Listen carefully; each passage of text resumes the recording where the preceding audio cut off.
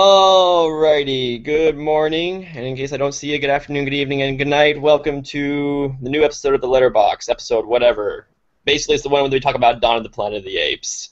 Uh, this is here to head you guys off. I'm Joe, as usual, and we got Nick with me, Yep. Hey, everyone. and Paul decided to sit out on this one, considering that he hasn't seen the film in question, the main topic of conversation today. Considering that today we are going to be talking about Dawn of the Planet of the Apes, the first 15 minutes of the podcast will be done entirely through sign language between me and Nick, with subtitles. If you guys are interested. We'll make Paul do all the work and put up all the subtitles because he's not here. There we go. We'll just tell him what we actually said. Um, anyway, so the first half hour we'll be talking about, as we usually do, what we watched this past week, and then we'll move into movie news. And then the second half hour will be devoted to our main topic of conversation, which this week is Dawn of the Planet of the Apes. Like, I have had so much apes stuff this past week; it's been freaking ridiculous. Yeah, that Uh, was. I really enjoyed those articles that you wrote this past week. I thought it was, as someone who's, I don't know if I've actually seen all of the Apes movies, but I've seen, chunks here and there, like on TV. It was really kind of interesting to read it and kind of follow along in your progression through that series. well, yeah, you better have enjoyed them because it took me a hell of a time getting them all written. next time, next time we should do James Bond. The next James Bond movie comes out. Oh Marry my all gosh, of them. that would be amazing, but at the same time, that would be a lot of work right there. We should have done that for Godzilla. Oh man. Alrighty. Well, anyway, to get started off, do you want to start us off, Nick, with what you watched this past week?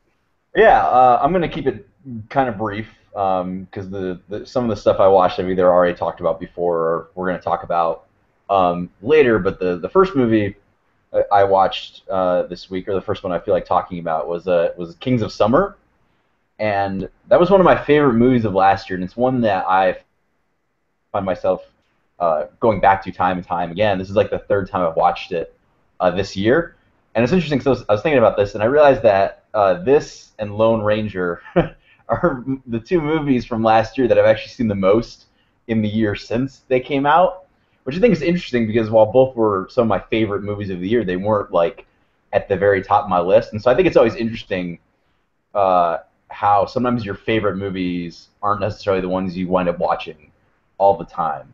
I've talked about the movie itself before, but I just thought that was kind of an interesting. That was what I got out of watching the movie this past time around.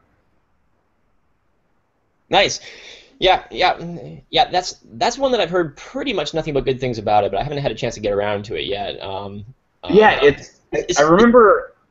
I remember a review of it at one point described it as like a movie for the YouTube generation. Which when I first read that, I was kind of offended, or something. Like it always feels like people are always trying to like be like, oh, this movie represents, this generation or whatever, and it always just feels like people trying to be relevant instead of like actually making an accurate observation.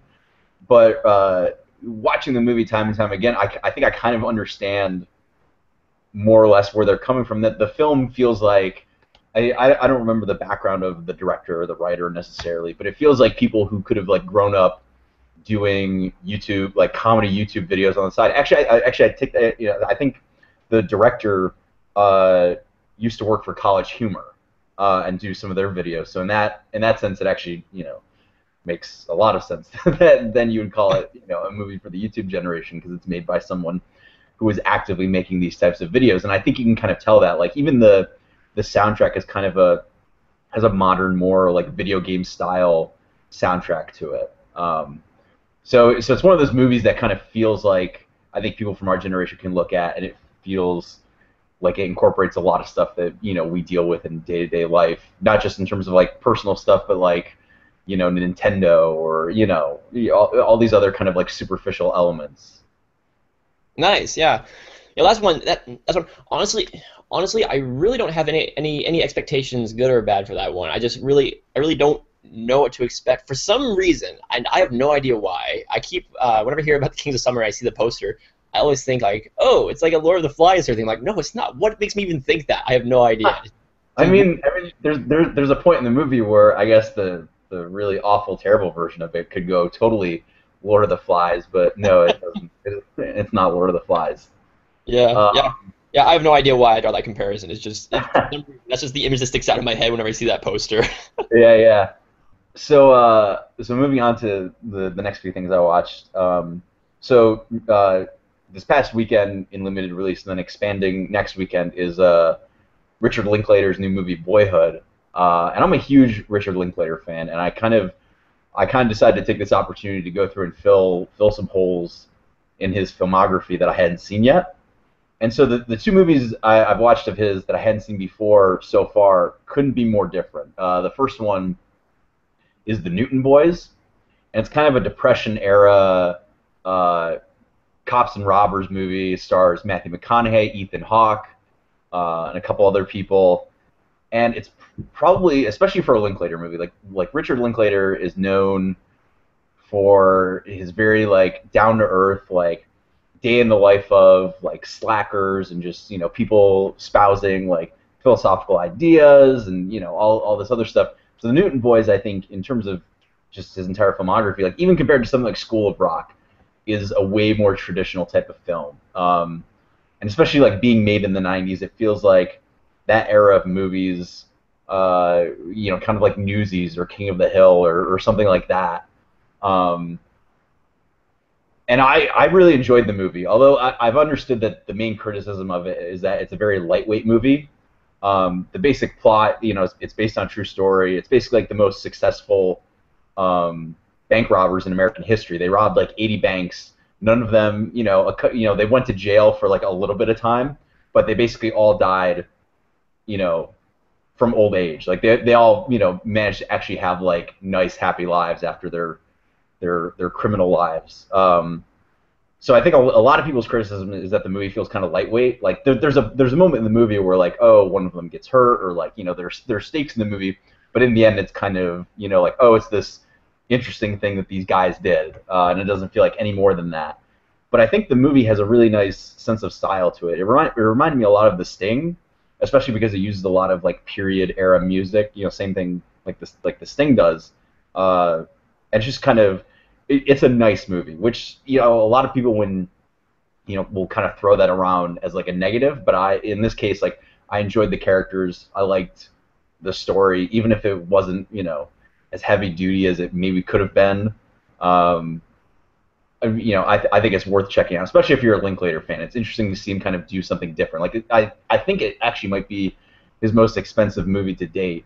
Because there's like explosions and shootouts and stuff like that, like stuff that you do not expect from a typical Linklater movie at all. Really, that's interesting, huh? Yeah. And at the same time, though, it still has a huge focus on the characters, which is something that he's very good at doing, and something you'll find in every single one of his movies. Yeah, it's weird. I feel like I need to watch more Linklater movies because the only ones that like whenever I think of Linklater, the ones that come to mind are A Scanner Darkly, then what's it called? Oh, Dazed and Confused, obviously, and then School of Rock. School of Rock is great too. A few that I've seen. You should actually you should check out the Before trilogy because it's a really fascinating series of films that again is just when you boil it all down, it's really just two people talking, Yeah. And yet they make it so interesting, and especially because like each movie is set like 9 years apart from each other, so it's interesting to track like their growth and development and how the characters change and all that stuff. So that would be, if you're gonna check out any more of his movies, you might want to check those out. Or actually, probably a better one, and probably one that you'll like, and I think it's on Netflix right now, is Bernie with Jack Black and Matthew McConaughey. That's a really good one. That's pretty entertaining. Okay, yeah, I'll have to add that one. Yeah, check that one out. But so moving on to the other movie I want to talk about, another Linklater movie. This one isn't a traditional movie at all, but is a way more traditional Linklater movie. Is Waking Life.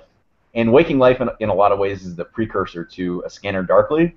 Because A Scanner Darkly, the big thing with that movie is that the whole thing was rotoscoped. They filmed the actors, and then they animated over them. And so Waking Life, I think he made it like 4 or 5 years before, and this was kind of like his test for that movie. So this movie is also entirely rotoscoped. And to describe the movie, um, I think the simplest way is to say it's basically about like lucid dreaming. Like the whole movie is you follow this character, and he's kind of walking through. I mean, I guess the whole movie is his dream. Um, and he meets all these different types of people, and they're all talking about like different philosophies and stuff. And it's not a movie. It's not a movie I can really explain. It's a movie that's better off me saying just like go check it out. you know, it would not be the first movie I would recommend to someone who hadn't seen any of Linklater's stuff. But if you've seen like a couple of his movies, like if you've seen the Before movies, if you've seen something like Slacker, or then if you've already seen like A Scanner Darkly, then I would probably feel safe saying you should check it out. But I think it's cool because obviously like the animation is an interesting aspect to it. Because in A Scanner Darkly, like even though he rotoscopes over it, for the most part it's pretty realistically it's pretty much what's there. But with Waking Life, they're not afraid to color outside the lines in terms of the rotoscoping. So even though there will be some moments where the characters look like lifelike, like they kind of do in A Scanner Darkly, and then there will be other moments where they make them as cartoony as can be. Yeah.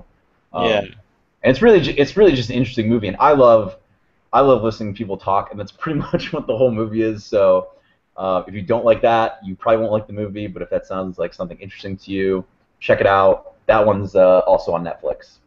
Nice. What is it with Linklater casting Ethan Hawke in all those movies, by the way? I don't know. I mean, he has. Yeah. I think of all the actors that he's worked with, he's the one he's worked with the most. But there've been some gaps, and it's not like every other movie they work together. But yeah, no, because they've done they had Before Sunrise, Before Sunset, Midnight, Tape, Newton Boys. Yeah, actually, Ethan Hawke is in Waking Life, and then Boyhood. So yeah, they've done like 7 movies together. Yeah. So, yeah, so I guess that's most of his movies. Yeah. Nice. Anyway, unless you have anything else to say about Richard Linklater and his amazing soundtracks, which is one thing I've always loved about his movies. Yes, his movies do have awesome soundtracks. But no, I'll have a lot more to say about it next week, because I think next week we might be talking about Boyhood if everything works out. If you can find it anywhere down here in San Diego to watch it. Anyway, this week I too double featured a couple movies by the same director. The renowned filmmaker Louis Teague. I have no idea how to pronounce his name. It's spelled all funny. Basically, he's the guy who directed Cujo. Oh, Cujo. Yeah. Cujo is one of those movies that like I remember growing up and all my friends used to be terrified of it, and they would tell me what happened in the movie, and I'd be terrified of that, but I've never actually seen the movie. So yeah. Well, I watched it this past week, and I was fairly excited. Like you, it was one of those movies that I always heard about growing up as a kid. I'm like, oh yeah, it's that killer dog movie, and for some reason I felt like it was almost like a punchline of like comic strips. Whenever a kid wanted to sneak out to see a movie that he wasn't supposed to go see, he'd be watching Cujo and be terrified. Oh, yeah. It was just one of those things that like I was aware of but I hadn't actually seen. So I finally watched it. But at this point, I've seen a few Stephen King movies because Cujo is based on a Stephen King novel. And watching it, first thing that comes to mind is Pet Sematary. It's shot very much like Pet Sematary, but it's a lot more restrained as far as the weirdness goes. I am a huge fan of the Pet Sematary movie. I've seen it a few times. It's one of those movies that works well in all the wrong ways. It's just kind of like the combination of a low budget feel, the weirdness of the plot, and the personalities of the characters. He goes into like great details and just like weird things about the characters that you don't really care about. Pet Sematary is a weird movie for me because the kid in Pet Sematary, I always remember he used to be on like Full House a lot. He was in a ton of like these '90s movies. Oh, he's in Kindergarten Cop. Yeah, too. yeah. And it's just one of those things where like always goes back and forth. Where either it's the most terrifying thing ever because I'm so used to this kid being like nice and funny and whatever, or I just can't take it seriously because I've always known him as this nice and funny kid, you Yeah, know? exactly. And and that's and that's kind of and for me that's kind of the charm of Pet Cemetery. It's a pretty terrible movie, but it's just kind of fun to watch in this weird sort of way. We're watching it and everything looks kind of fake. It's kind of fun in the same way that watching Reanimator is kind of fun to watch. It's kind of bizarre, not that well done, but done with a goofily kind of charm that you just can't help but enjoy it. For me, even though it's about this terrible story of zombie kids and that kind of stuff. Anyway, so going into Cujo, it's shot very much like that, but it's a lot more restrained. As in, like, kind of like in Pet Cemetery, they have like all the stuff with the ghosts. The dad sees ghosts, the cats come back to life, and they have a whole backstory of the Pet Cemetery and how it was an Indian burial ground, and the ground of a man's heart is stonier and that kind of stuff. In Cujo, it's just opening credits. Dog gets bitten by a vampire bat, and just I guess that's all it takes. No further explanation than that. Just after those opening credits, this Saint Bernard is I feel bitten by like that. I feel like you could have almost just like I feel like you almost don't even have to explain the dog. Like it's just Yeah, like a rabid dog that walks into town, you know.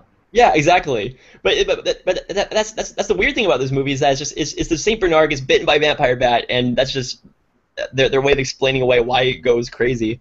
Um, But the biggest thing for me about the movie is that the majority of the movie isn't focused on the dog. It's focused on these two main characters, or this man, his wife, and his kid. And uh, his wife is cheating on him, and he finds out about it, and he has to go away on a business trip. So basically, like the first half of the movie has nothing to do with the dog at all. Um, and then the dog comes into it where it's like the dog belongs to this mechanic that the dad goes to get the car fixed, and it's this really nice dog, and then it becomes rabid as the movie goes on and starts killing people off. So the dog is kind of incidental to this story of just kind of a family drama. um, and then the second half of the movie is because when the dad's away on a business trip, the mom and the kid drive up to the mechanic's place. Car breaks down because, well, that's why they took it to the mechanic's place. The car was broken down, and the dog has killed everyone there and is trying to get to them in their car, and they can't drive the car away, so they're kind of stuck there for the next few days with this giant Saint Bernard bloodied up Saint Bernard trying to break into the car and kill them, basically. So it's kind of fun. It's This movie would probably make a great double feature with Beethoven. That would be excellent. Dude, I should try that next time. Um, it's just kind of like Stephen King movies for me. I always enjoy them because they kind of have this garish, weird, terrible charm to them. And this one has a lot of that. One of the things that this movie tends to do is it takes these side characters that just kind of like you see them in one scene, you're like, oh, okay, for instance, like the mechanic. You see him in one scene, you're like, okay, it's this mechanic that runs the mechanic shop, and then all of a sudden the movie will take a break to show you a couple scenes out of his life and his family problems and how he's really an abusive husband and that kind of stuff. And I guess the whole reason they put that in there was to make you feel okay when the dog killed him off. Because I have no idea why else they would pad out the movie with these lives of these side characters you don't care about. But yeah, it's kind of fun. As far as Stephen King movies go, it I felt like it spent a little too much time on some of that character stuff that you don't care about because you just want to get to the killer dog in these movies because you don't expect them to be good movies, but it's fun in its own way. I enjoyed it, I guess. The second half more so than the first half because that's when it really kind of starts to go crazy because up until then it's really kind of a slower movie. Um, but the second movie I watched by the same director, so I looked it up because I was wondering if he directed Pet Sematary because it is shot very much like Pet Sematary. It feels like it's by the same director, but this guy Louis Tigu, wherever how you pronounce his name, he didn't direct Pet Sematary, but going through his IMDb profile, I found one movie that I had to watch just based on the poster alone. It was called Wedlock, made in 1991, and this one stars Rutger Hauer, who. If you say Rutger Hauer's in a movie, that automatically just kind of sells it to me. I love watching that guy, no matter what he's in. He's in Blade Runner. He was in Hobo with a Shotgun. That was terrible, but I was just happy that he was in it. But Wedlock, it's this movie. Basically on the poster it just shows Rutger Hauer, and he has like this electronic necklace on, basically. And the movie feels like a screenwriter um, watched the 39 Steps by Alfred Hitchcock and thought, oh, I should make that in the future, but I like The Fugitive. The movie's basically Rutger Hauer is this criminal, and he gets thrown into jail because he's double crossed by his criminal buddies in a bank heist. But before he goes to jail, he hides the diamonds from the heist somewhere. So no one except for him knows where the diamonds are. And this correctional facility. So this is set. I think it says like in the distant future or in the near future, whatever. Basically, it's set in the 1990s, but with electronic necklaces. Is all that makes it futuristic at all. Gotcha. But so in this correctional facility, all the prisoners are forced to wear these electronic necklaces that are really bombs, and each person's necklace is paired with someone else's necklace inside the facility. So basically, two prisoners are paired together in the facility, but you have no idea who your partner is. And if you get more than 100 yards away from your partner, both of your necklaces will explode and blow your heads up. Weird. So the whole idea of this prison is that no one will try to escape because if you get too far away from your unknown partner, you'll blow up. So the whole plot is around he finds out who his partner is, they escape, and he's going to find the diamonds. And meanwhile, the guy who owns the prison is following him because he wants to know where the diamonds are also. So it's basically a low budget 90s, just kind of a terrible schlock movie. It's really entertaining though. Rutger Hauer, he wasn't meant to play kind of the hot leading man, the action hero sort of character, but that's who he's trying to play in this movie. In this movie, he's kind of like he's a little pudgy. He's not like overweight, but he's not really like a super fit guy. He has this long, this comeback blonde hair. He's got these big blue eyes, that kind of stuff, and he's just kind of a big guy. And he's saying these lines and doing these action scenes that I'm feeling like someone like Tom Cruise should be in this movie. What is Rutger Hauer doing in this? Yeah. I feel like just terribly miscast. It makes it more entertaining though. So it's kind of like it's one of those terrible movies that's just kind of really fun to watch. So I really enjoyed that one. So last movie that I watched, which I won't talk a whole lot about, was I watched The Neverending Story. That was my first time watching that one. Oh yeah. I wasn't crazy about it, but that's not anything against the movie. I'm just not. I don't know. I haven't had much luck with 80s fantasies. My wife Katie, she loves Willow. It's like one of her favorite movies of all time. I thought it was okay. Again, like nothing against it. It's just not my sort of thing. I'd rather watch 80s sci-fi and horror than 80s fantasy. But it's been a long time since I've seen Neverending Story, so I can't. I feel like I don't really have an honest opinion about it at this point in my life. Exactly. It's kind of like it's one of those movies like Willow or The Dark Crystal and all that kind of stuff where it's the best thing about the movie is just watching the 80s effects.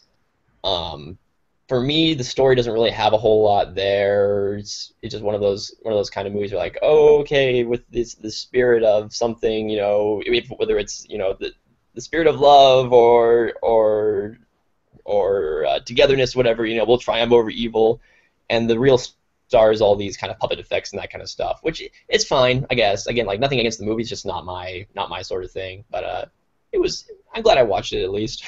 Yeah. So that's what I watched this past week. Awesome. So anyway, I think that's all we have for what we watched. We want to move on to movie news, whatever we got this week. Yeah, let's do that. You want to lead us off, Nick?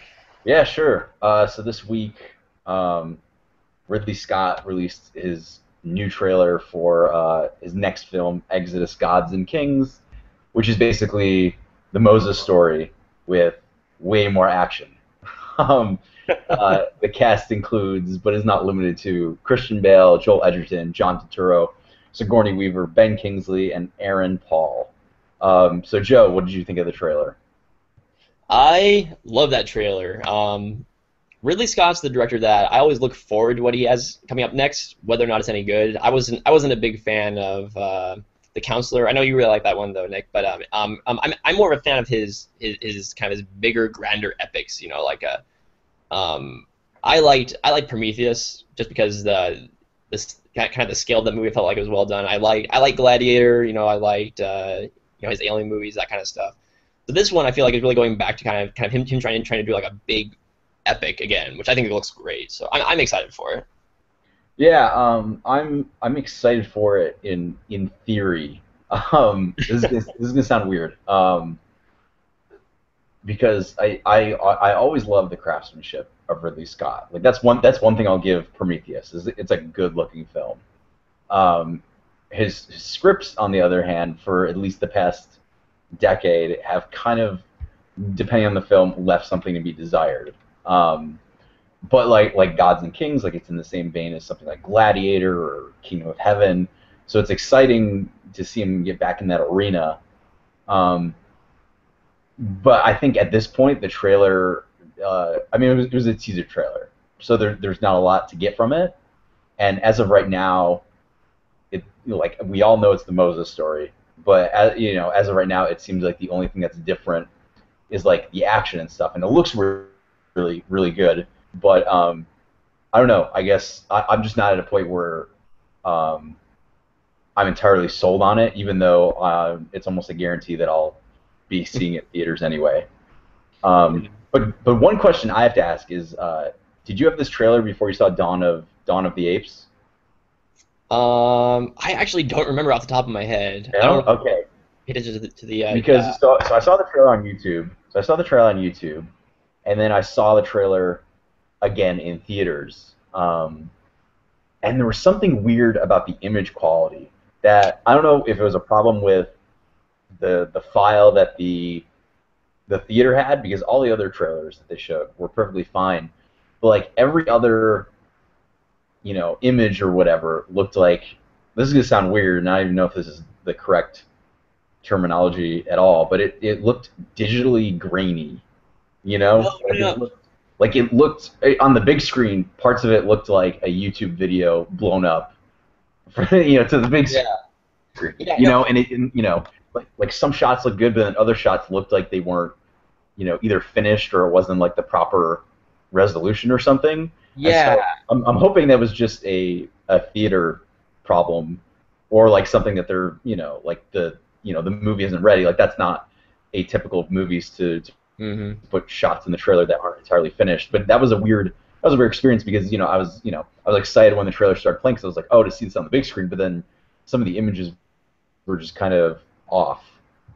Yeah, no, you're right. Actually, I think back on it, we did get that trailer, and I remember thinking the exact same thing. Because it was the same in mine, where some of the images just looked kind of digitally, as if it was shot kind of on a digital camera, and they, didn't balance their blacks well enough or something like that. I was thinking about it though because I remember watching the trailer and I thought this is the second time I've seen this happen in a movie because I felt like Thor: The Dark World, just the movie in general, felt like that for quite a few scenes as well. Which again, like I'm not sure if it's just the camera they're shooting on I don't know if the way they color corrected or some of the settings on the camera or whatever. But I feel like I've seen that in a couple of movies recently, where it looks kind of digitally and kind of grainy in a digital way when you see it on the big screen. Yeah. So yeah, I don't know what's up with that. It's just I don't know if anybody has an answer, but But yeah, like I'm excited for the movie, but like all the stuff that I'm excited for, I feel like they haven't shown yet. You know, that giant wave in front of the horse looks so cool. Giant Wave is very cool. And actually, my favorite shot it's a nighttime shot. It's funny that I'm saying it's one of my favorite shots because it's one of the shots that looks really bad on the big screen. But it's that nighttime shot, and you kind of see all the Hebrew slaves, and you see all the scaffolds, and they're building something, whether it's a city or a pyramid or whatever, and the camera just kind of like swoops in to this giant, canyon that they're all working in. That was my favorite shot. It definitely lent the movie, the size and scope that it's going to need for pulling off a Moses movie, especially if you're going to bring the Cecil B. DeMille film into the conversation. Like, that's Yeah. that's kind of even though that movie was made 50 years ago, or more than 50 years ago, I guess. That's still the gold standard for that type of movie. So it'll be interesting to see, especially with like Noah, having come out a couple months back, to see how similar this is, and then how different this is from other takes on the biblical genre. Yeah, exactly. I think one reason more than others that I'm really excited for Exodus is that I'm really hoping that it kind of brings back that epic kind of that grand scale of the biblical movies that we saw back in the '60s and the '50s and the '60s and that kind of stuff. Um, and I feel like if you're going to get a director to do that, I feel like Ridley Scott's a good director to kind of capture that feel. And from what I've seen from the trailers, they're really going for that kind of the grand scale and the large set, the large visuals, and the using the Egyptian background, to the best of its ability on the large screen, that kind of stuff. So I think more than anything, that's the reason I'm really excited for this one, is because I really think it has the potential to deliver on that. Yeah. So Awesome. Well, do you want to talk about the next? We have another trailer that came out yesterday or 2 days ago. yeah, it was yesterday or the day before. Big Hero 6. Yeah. So it's the new. Yeah, I guess it's the new Disney animated film. Based on a Marvel comic, also. Yeah. So that's interesting. The movie looks good. So Yeah. far, like I mean, kind of like Exodus, the trailer. The trailer's an early one, so like there's not a lot plot. I mean, plot wise, or to kind of like figure out what the whole movie's about. But from what I've seen in the movie, like the sense of humor and kind of the sense of style, I'm definitely intrigued and interested. Yeah, it's I'm watching it. I mean, watching it, I'm getting the same sort of feeling that I did from a lot of these recent Disney animated movies. Like Wreck-It Ralph, and I don't want to say Frozen because it doesn't really feel like Frozen, but it feels like a sort of movie that really fits in well with Disney's recent repertoire of Yeah. animated. Um, and it looks like one that I'll probably really enjoy. I'm really looking forward to this. I know nothing about the comic. I just know what I've seen in the trailer. Like, oh, that was like a lot of fun. Yeah, same here. Yeah, it's interesting to see like this era that Disney seems to be in right now, and it'll be interesting to see going forward what types of movies they decide to do. I remember a couple of years ago, or like a year ago, they had like a panel where they kind of listed off some of their future movies, and I feel like this might change because Frozen was such a big success, but it seemed like a lot of the movies kind of on their agenda were more in the Wreck-It Ralph, Big Hero 6 vein. Yeah. I don't have that list at my fingertips right now, but there were a lot of like slightly futuristic concepts and stuff, which is interesting because it's definitely a bold new direction for Disney to take. And the last time they did something like that, I enjoyed the results, but not a lot of other people did. Kind of when they were doing like Atlantis and Treasure Planet and those movies, which were like these Disney movies that were more directed towards boys. It seemed like, and were more straightforward like action adventure movies instead of musicals or whatnot. So it'll be interesting to see if they commit to kind of doing these new types of movies while still maintaining what makes a Disney movie a Disney movie. Yeah. Yeah, I agree. So anyway, I think we have one last piece of news before we move into our final bit, don't we? Yeah, I mean, it's kind of a big, broad, general thing, but Guillermo del Toro did a Ask Me Anything on Reddit this past week, and there were a couple of interesting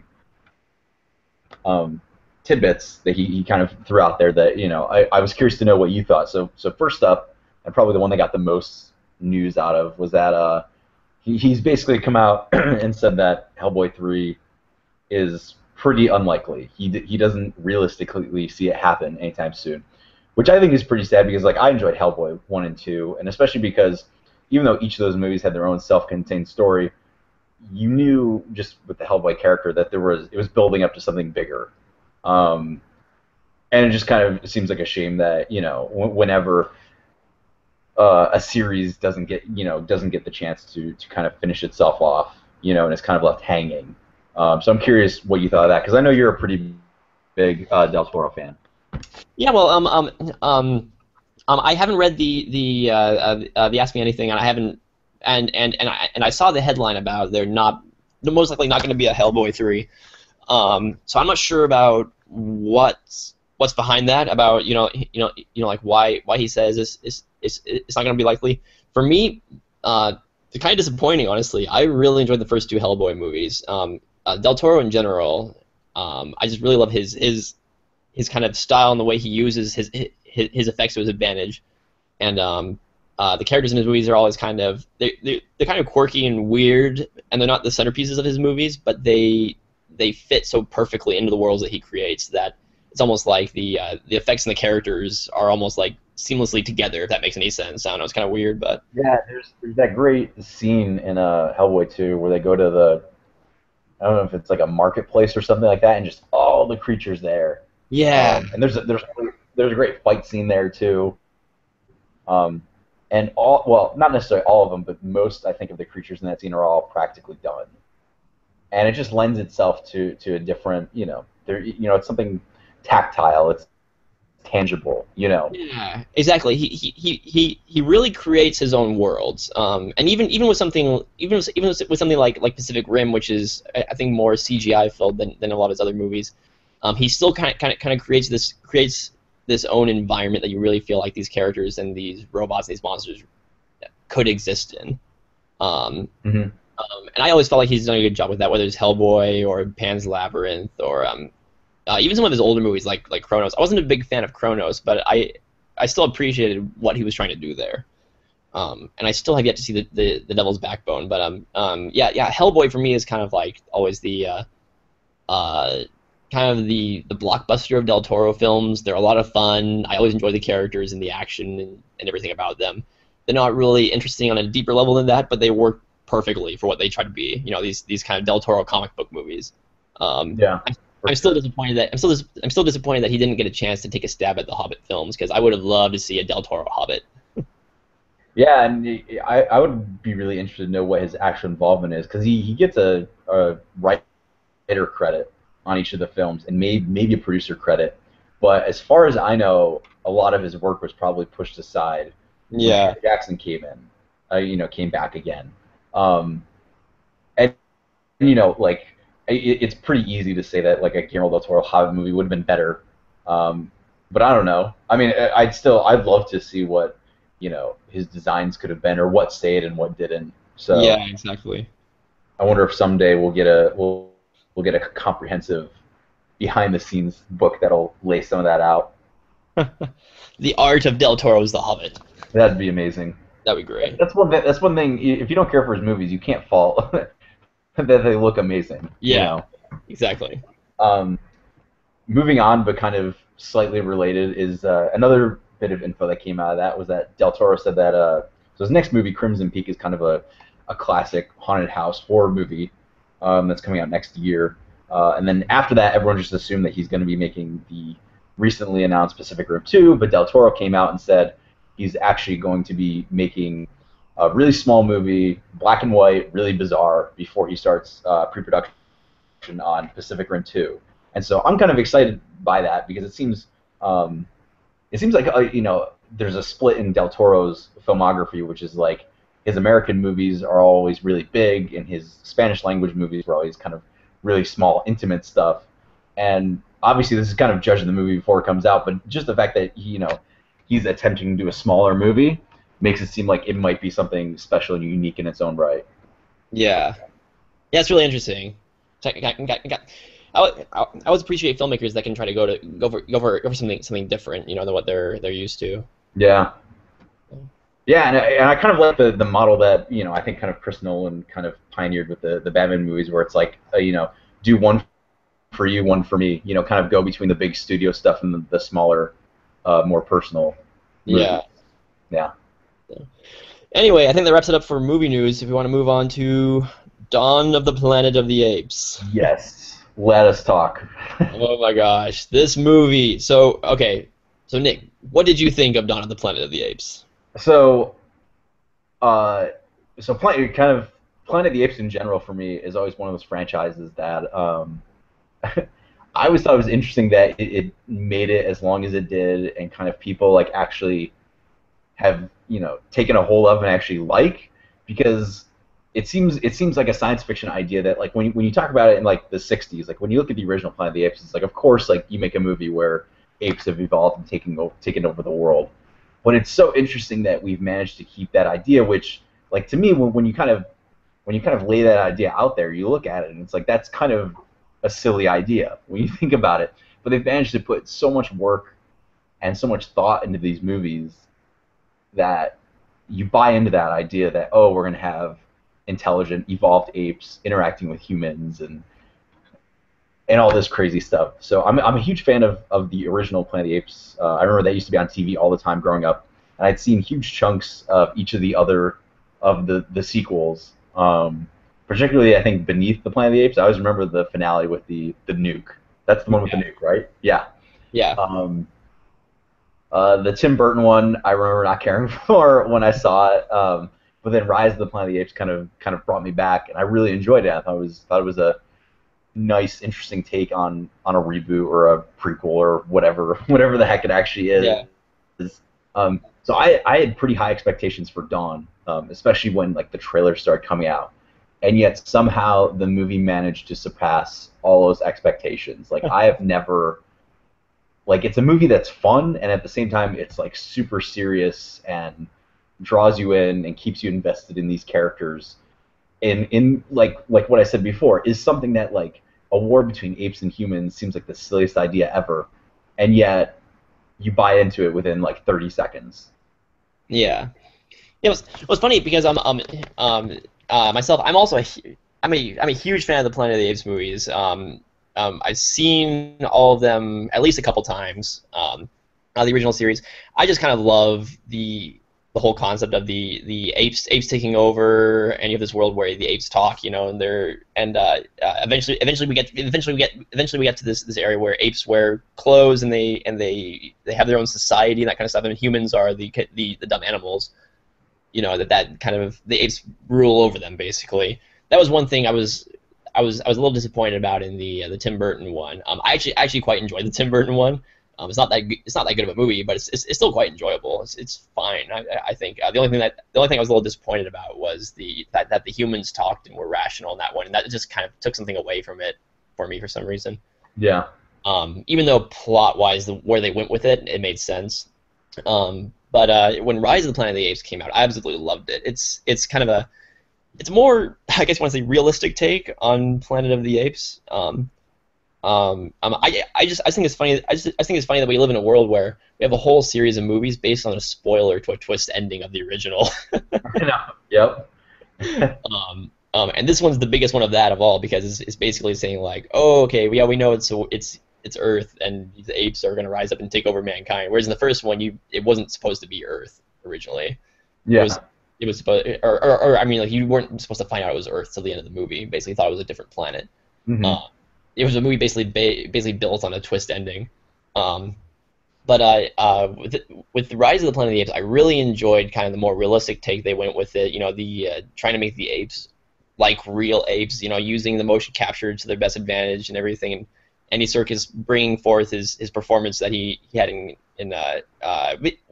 King Kong came before Rise of the Planet of the Apes, right? Yeah, King Kong, yeah.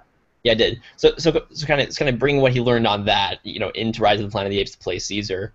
So it's a movie that it knows how silly of a premise it is, the idea of apes taking over, and so they tried to take it on a smaller scale. So instead of having like this huge revolt, where the apes rise and take over all mankind in the first movie, like Conquest of the Planet of the Apes did, they start small scale and build it up and try to make it something bigger and lead into future movies, which is what they're doing right now. So that's what I loved. That's what I loved about this movie is it's because Rise of the Planet of the Apes, for a good portion of it is kind of like this small intimate, like the relationship between Caesar and the James Franco character. But then the end of it, gets into a global epidemic and apes taking over the world. But the thing I loved about this movie is even though, without getting into spoilers, like the ending suggests like, even more so than before, the beginning of the end, the movie itself is really small. And what I mean by that is like, if we're taking this in like the historical context of the other Apes movies, and we're talking about like the different events, and kind of equating it to like almost our own history, like this is This is basically the ape equivalent of like the shot heard around the world, or like one of those like Hick County wars, like the Hatfields and McCoys. It's these two groups of people that just don't get along, and then something happens, violence erupts, and it's just these two groups of people that like in their own way are each right and each wrong, and they just can't see enough past each other, and war is inevitable. Yeah, exactly. Yeah. It's I don't know. I don't know. I think I went into this movie with just the right amount of expectations because it didn't exceed my expectations, but it didn't disappoint me by any means. It was just right. Like I went in expecting this, I got exactly what I wanted, and I was satisfied coming out. I'm like, all right, I love that movie. I thought I would love that movie. I'm ready for the next one. Wherever these movies want to take me, I'm ready to go. That's interesting because I actually think after watching this, like obviously to make an accurate uh, say on this, I would probably have to rewatch all of the original sequels. But as of right now, this is probably my favorite Apes movie. Um, Yeah, yes, and I think it's I think definitely up there for me. yeah, I think a huge part of that, like the performances in this movie are really good. Like there's a really good cast. Like not even just like you got Andy Serkis, Jason Clarke, who's an actor, like in Lawless and Zero Dark 30. I always thought he did a really good job. Gary Oldman, and even people in like smaller roles like Kerry Russell or what's the kid's name? He's from The Road and Let Me In. Oh yeah, I don't It's remember like his name. I know who you're talking about though. Cody Yeah, Smith something. yeah, I don't remember off the top Yeah. of my head. Who it's funny. The older he gets, the more he's starting to look like Jay Baruchel from from This Is the End. But it's one of those things that you just kind of don't expect in like these big to be able to have your cake and eat it. To like it's so intelligent, and yet it delivers on the action front. But at the same time, this movie did something really unique for me in terms of the action and the violence, which is like the violence actually felt like I didn't want it to happen. Like I kept not wanting the action scenes to happen because I didn't want to see any of the characters get hurt. You Yeah, know. Um, and the big thing about the violence in this movie is this is the first summer movie in a long time where the violence I feel like actually matters. Where like every life has value and every loss means something. Like when we'll get into this more in spoiler territory, but when apes and humans start killing each other, like it's not, oh yeah, here's the action. It's like, oh no, like stop. stop the war from happening. Yeah. Yeah.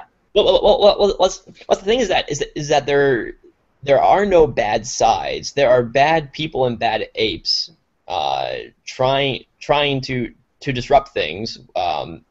But it's kind of like neither the apes nor the humans are at fault here.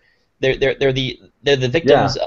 of people who are trying to disrupt the peace basically and want war because they're different essentially.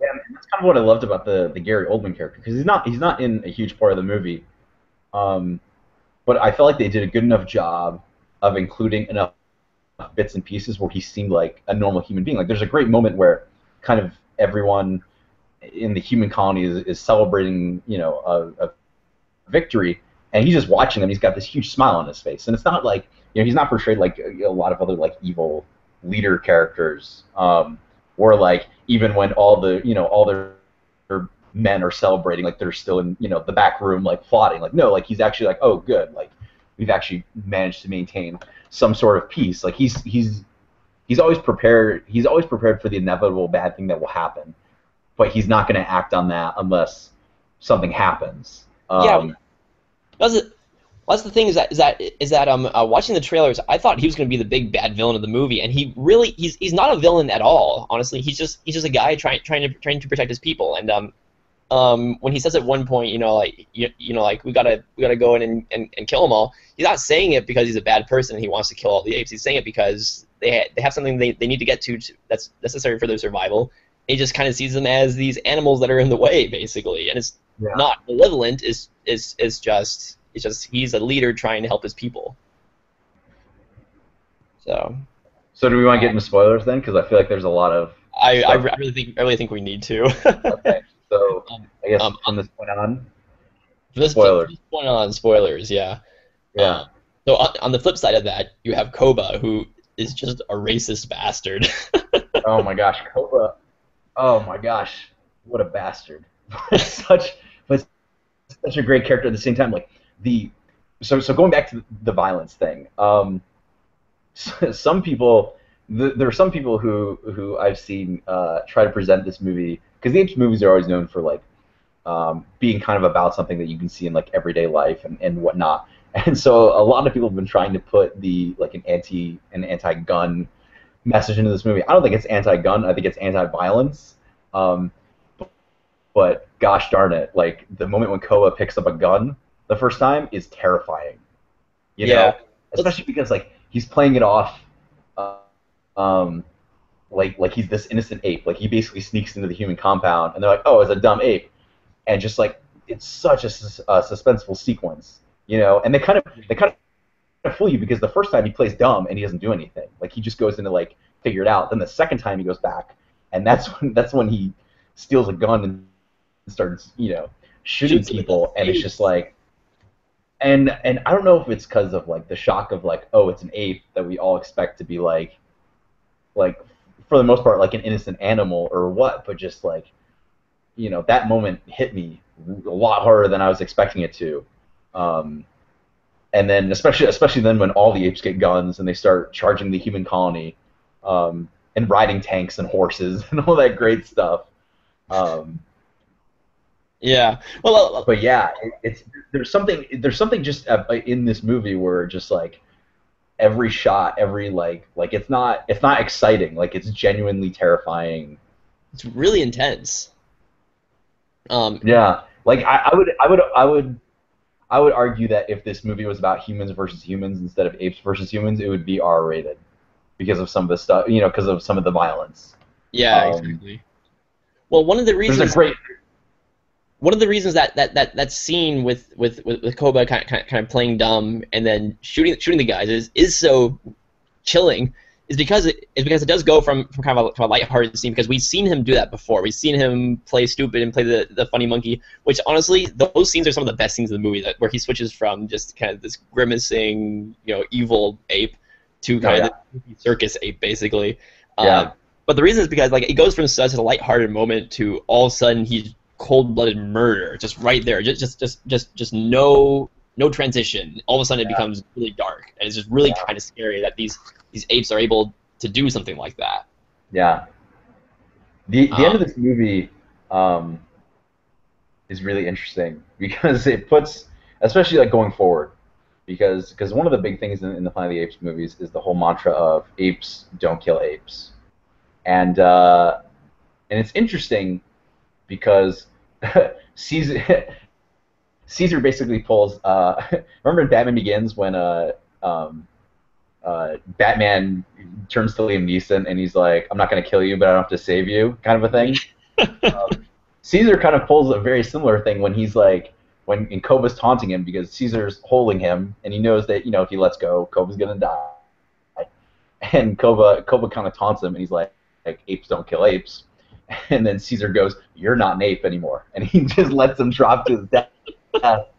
And it's one of those things that's like, like in the moment, it's like, oh, like he justified that, but it's one of those things that going forward it's one of those things where you kind of worry if the exception is going to eventually become the rule and start just like disorder in the entire ape community. yeah, yeah. It kind of reminds me of the original ending to Conquest of the Planet of the Apes, which was the fourth movie in the original series, um, where essentially that one ends with Caesar. The original cut of the movie ends with Caesar essentially saying that apes are better than men because men have done all this terrible stuff in their past lives, and they're going to do a better job of it. But before that, they need to dominate man.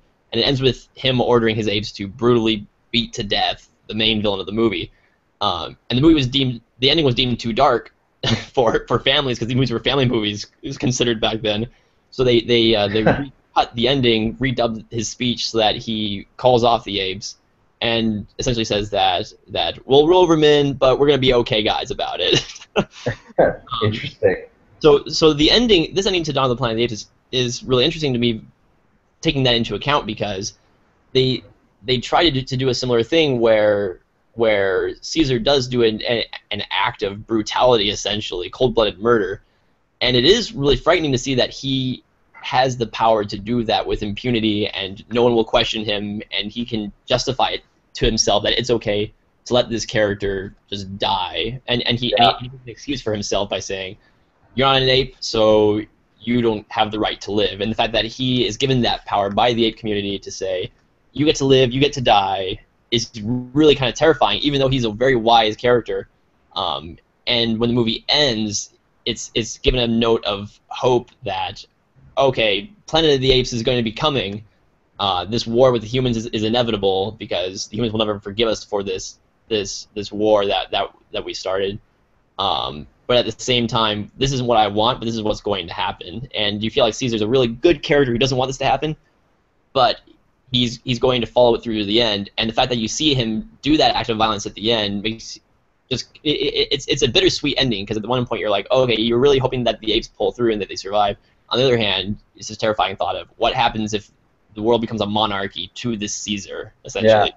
And it's a very similar ending to this one too, because Caesar and Jason Clarke's character kind of have this last moment where they're both like, we thought this could have all been avoided, but now we know it can't. So we have to, so we have to, so it's almost one of those things where it's like, this is going to happen. So if it's going to happen, we kind of have to commit to our sides then, Yeah. Which is a really dark ending, because it's basically like we have problems and we can't figure it out, so we're just going to keep fighting each other, Yeah. Well, one of my biggest worries about halfway through this movie was I was really well, not even halfway, but towards the end there, I was worried that it was going to essentially end resetting the status quo from the beginning of the movie, because the movie kind of opened up. Apes had their community, humans had their community, and this movie ended, and I was thinking like, well, there's no reason for them to war. Why not? Is it just going to end with the apes going off back to their own community, humans in their own community, and we just have to progress Planet of the Apes in the next movie? But then they added on that kind of last speech by Caesar at the end there, saying basically like, humans know that we exist, they know that we're here, they know that we're dangerous and that we're intelligent. Yeah. They're not going to stop hunting us down, so instead of running and hiding anymore, we're just going to face them off, and we're going to, for better or worse, we're going to finish this. Yeah. Oh, another point that I want to bring up, and kind of a question to you. So Caesar gets shot by Kova at one point in the movie, and is believed to be dead.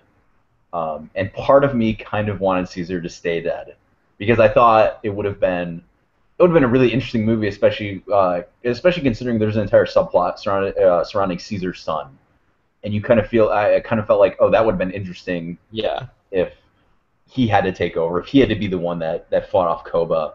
I don't know if you felt that way, but I felt like, I don't know, like I felt like him coming back to life, not coming back to life, I mean, he survives and they take care of him, whatever. Like it's not a cop-out, like in the kind of way that killing Kirk off and then bringing him back with magic blood in Star Trek Into Darkness was, but it's still one of those things where it's like I always love those bold choices, and then it's always kind of like, when they manage to bring the character back. Especially because it is a Planet of the Apes movie, and Planet of the Apes movies always kind of have dark endings, or dark, like dark things always happen in them. Like, it was one of those things that, like, if they'd killed Caesar and let him stay dead, I would have been like, that totally, I buy that. Like, it doesn't feel cheap, Yeah, exactly. Well, for one thing, when he died, I knew he wasn't going to stay dead. I knew that. Okay. Yeah, I knew he wasn't going to either, but there was still part of me that was like, kind of. Hope. Exactly. Honestly, much as I loved Caesar in this movie, he was probably one of the best things about this movie was Andy Serkis playing Caesar, and just see the way they portrayed Caesar. It wasn't even Andy Serkis' performance alone. It was just the way he was written and the way his character was played out was one of the best things about this movie. That being said, though, I really would have liked to see a version of this movie play out where Caesar dies, his son follows Koba, and then after seeing Koba throw that ape off the balcony, eventually switch over to realizing that I need to finish my father's work. My father was right all along. I need to. It's not about helping the humans. It's about stopping Koba at this point. Yeah. That ape, what was it? Ash? Not Koba. Blue Eyes, his friend. He got the shit every time, because the movie opens up. He gets shot, survives, but he's wounded, and then he ends the movie by getting thrown off. Dying. It's like, damn, sucks to be him. You know. That Um, was that was kind of the point in the movie where I felt like they might have started going a little too far with Koba's character because I kind of felt like okay I'm I get that this is a bad dude. At the start of the movie though he wasn't evil. He was one of the ape community and he just wanted to have things be normal and you really felt for him. Actually, like the first like half hour of the movie, you really kind of feel for Koba. He's not a bad guy. And to go from that to all of a sudden throwing apes off balconies because they're not listening to him, I kind of felt like that was a little bit of a leap for his character, but it made it but it's not. more. There you could look at a lot of real world dictators and whatever who start off with the best of intentions, and they see that their way to take over is to get rid of any dissenting opinion. Yeah. Whether Okay. that Yeah. includes whether that includes throwing people off staircases is a different matter entirely. But Yeah, I guess that makes sense when you put it like that. It just, it kind of caught me by surprise because I knew it was going to happen because he's one of those film villains that do stuff like that. I just kind of felt like initially like, oh, okay, I guess Koba's just straight up evil now. Although I did love the image of him jumping over flames, dual wielding oh, that was machine guns on the that's horse. one of that's one of there. So the movie is really beautiful, really It's beautifully so shot. beautiful. But that's one shot that I remember, and then the other shot is the camera is fixed to the top of a tank, and That tank shot. it does a 360 shot of that entire final battle. It was pretty gnarly. That tank shot right there. That whole battle right there is probably one of the most memorable scenes in the movie, along with the tank shot and the apes and the horses with the machine guns and Hmm. I don't know something about that scene just really stuck with me. I really enjoyed it. This movie is very well shot. Yeah, and also another technical thing I want to point out is so Michael Giacchino, he's done a lot of scores for Pixar and J.J. Abrams. He did the score for this, and it's fantastic. Um, Yeah.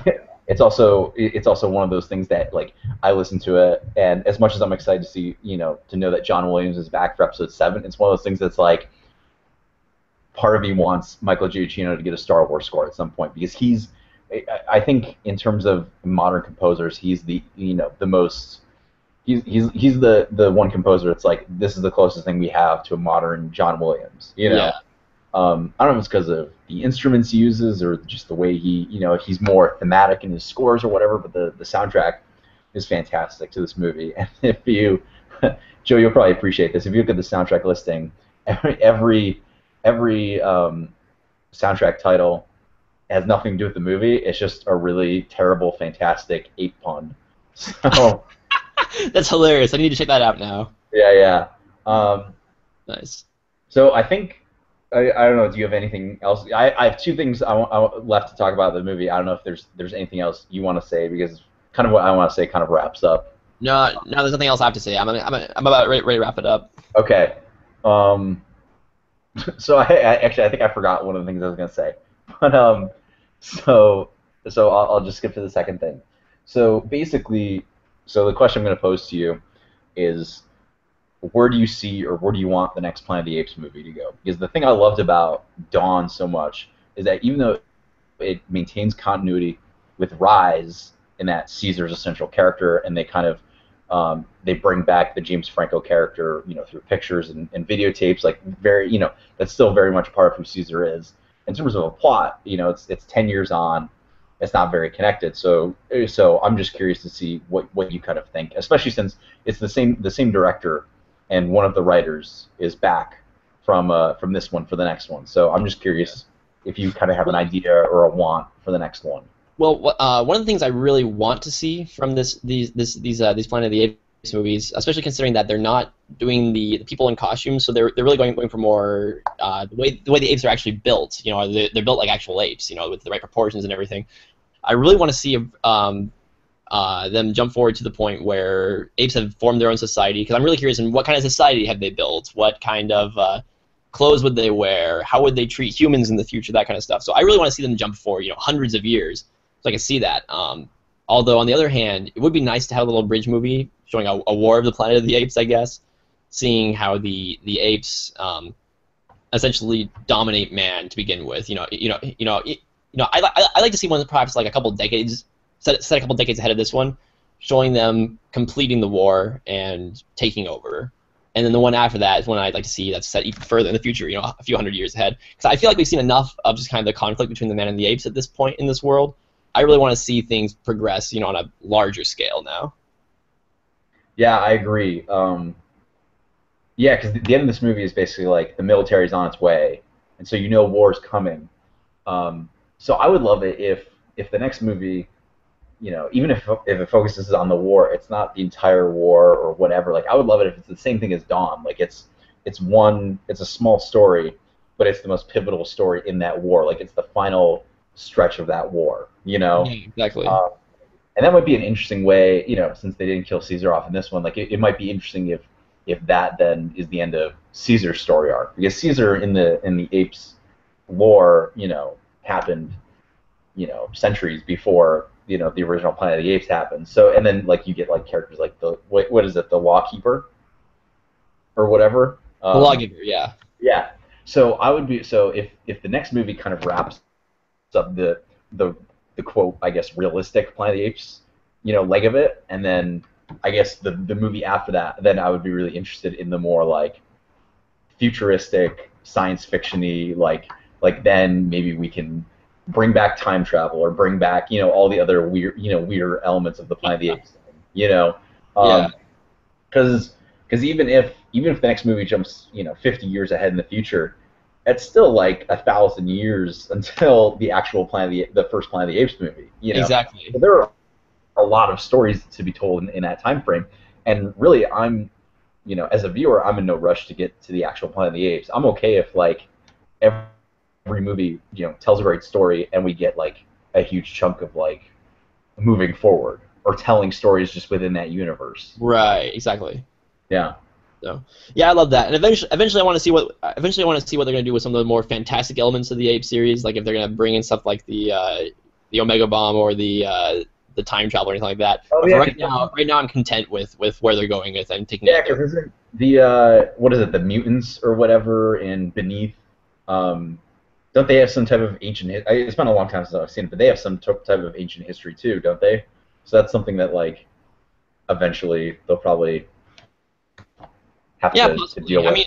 I mean, if these ape movies go the direction of them, and I mean, like, for instance, if they ended the next movie with them setting off a nuclear bomb, that could be kind of the footwork for setting that kind of plot line in place of these secret human societies living underneath this radiated city.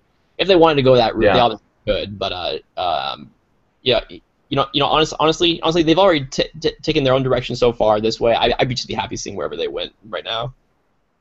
Yeah, same here. So I think we can both say we're both huge fans of this movie, and we're both super excited to see what they do next. Awesome movie, one of my favorites of the year. Go check it out. Yeah, I actually think unless Guardians of the Galaxy completely surpasses my expectations, this is my favorite big summer movie this year. It's fantastic. Alrighty, so I think that wraps us up for our episode of the Letterbox. You can find me on Twitter with Credo Films. That's C as in Charlie, REDOFILMS. And where can we find you, Nick? You can find me at Shout92 on Twitter. Perfect. And next week, I guess we'll be. I'm not sure what we're gonna be talking about. The Purge Anarchy comes out. I'm not sure if we're all gonna see. I'll be seeing that one. I don't know about you guys though, but we're sure we'll find something. Yeah, I'll be seeing. So we'll figure something out. Definitely. Yeah, we'll figure something out. So anyway, that's it for today. Take it easy. All right. Take care, everyone.